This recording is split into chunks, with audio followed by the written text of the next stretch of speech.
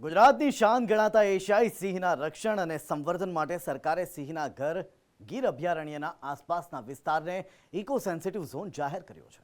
પરંતુ આ eco sensitive ઝોનના વિરુદ્ધમાં ભાજપ, કોંગ્રેસ અને આપ ત્રણેય એક સૂરમાં વિરોધ કરતા જોવા મળી રહ્યા છે।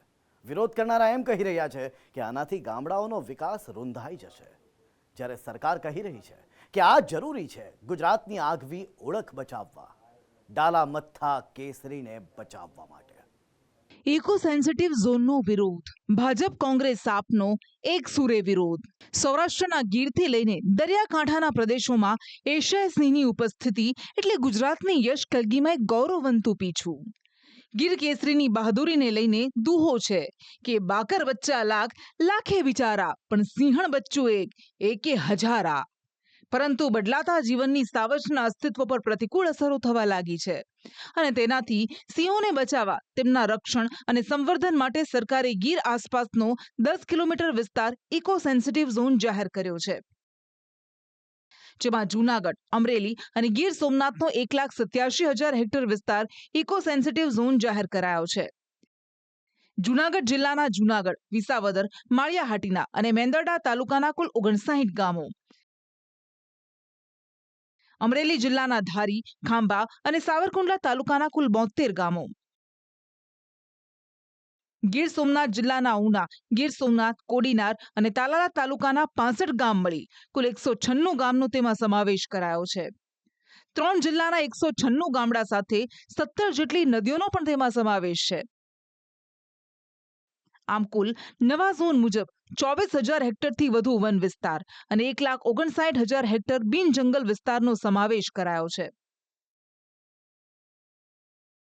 પરંતુ આ ઇકો સેન્સિટિવ ઝોનનું નોટિફિકેશન જાહેર પડ્યા બાદથી જ તેનો વિરોધ શરૂ થઈ ગયો છે, જેમાં ભાજપ, કોંગ્રેસ અને આપનો એક સૂરે વિરોધ દેખાઈ રહ્યો છે।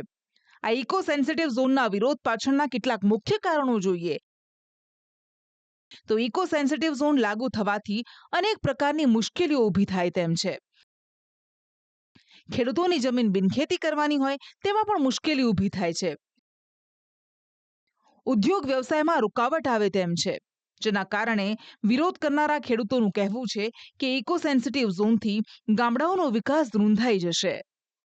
કાલે 132 પેજનો નવો કાળો કાયદો ઇકો સેન્સિટિવ ઝોન જાહેર કરીને 195 ગામને હજી એને આઝાદીમાંથી ગુલામીમાં લઈ જવા છે। કાયદા વગરના આપણે જોઈએ તો સિંહો 200 હતા, એ આજે 630 સુધી પહોંચ્યા છે, તો વગર કાયદાએ પહોંચ્યા છે તો કાયદો નાખવાનું કારણ શું છે?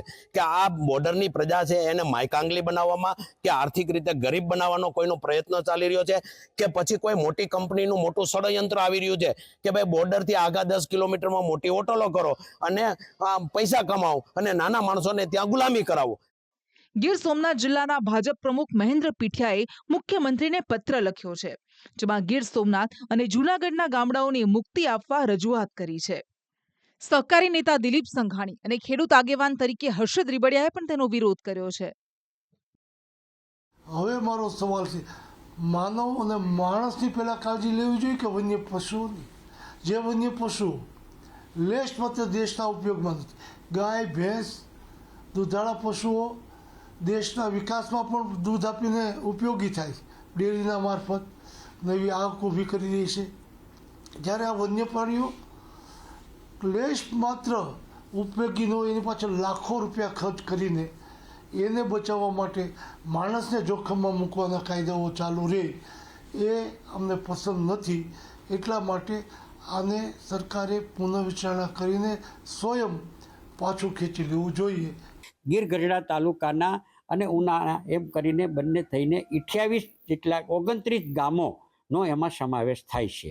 હવે જો આજ જો લાગુ કરવામાં આવે તો સ્વાભાવિક છે કે અગાઉની જે માંગણીઓ હતી ગીર બોર્ડરના જે ગામોમાં અને એ લોકોની જે માંગણીઓ હતી એ માંગણીઓ હતી 2 કિલોમીટરની, કે મર્યાદા 2 કિલોમીટરની રાખવામાં આવે અને બાકીની ઘટાડવામાં આવે।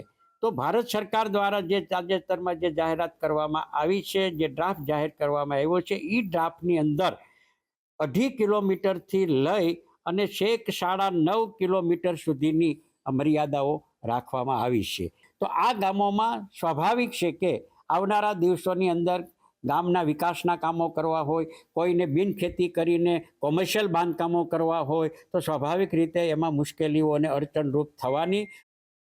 તો વધતા વિરોધના સૂરને પગલે વનમંત્રી મુળુ બેરાએ પ્રતિક્રિયા આપી છે કે જે લોકોને પ્રશ્ન હશે તેમને રજૂઆત સાંભળવામાં આવશે. 60 દિવસ સુધી તમામ રજૂઆતો સાંભળવામાં આવશે અને 60 દિવસ સુધી જે કંઈ વાંધા સૂચનો હશે, કોઈ ગામના વાંધા હોય, કોઈ અલગ અલગ NGO પણ બે બાજુની રજૂઆતો હોય છે. વાઇલ્ડ લાઈફ પ્રેમી જે છે એ પણ રજૂઆત કરતા હોય છે. જે અલગ નજીકના ગામો છે એ ગામોની લોકોની પણ રજૂઆત આવતી હોય છે, જેના ત્યાંના સ્થાનિક જનપ્રતિનિધિ ધારાસભ્યશ્રીઓ સાથે પણ અમે જ્યારે દરખાસ્ત કરી ત્યારે જિલ્લા તાલુકા પંચાયતને બધાને ચર્ચા કરી હતી. છતાંય હજી કોઈને જે કંઈ રજૂઆત કરવી હશે એ રજૂઆત સાંભળી અને આખરી જાહેરનામું પહેલાં સરકાર જે વ્યાજબી કોઈ વાત હશે એમાં ધ્યાને લેશે. હાલ તો સરકારે ગુજરાતની યશકલગી સમાન સિંહોને પ્રાધાન્ય આપી ગીરની આસપાસ નવો ઇકો સેન્સિટિવ ઝોન જાહેર કર્યો છે, પરંતુ તેનાથી ગીર આસપાસના ગામડામાં વિરોધના વંટોળ ઉઠ્યા છે. સરકારે પણ રજૂઆતો સાંભળવાની બાંહેધરી આપી છે, ત્યારે સરકાર કેટલી રજૂઆતો સાંભળે છે અને તેના પર શું નિર્ણય કરે છે તે જોવું રહ્યું. બ્યુરો રિપોર્ટ, સંદેશ ન્યૂઝ.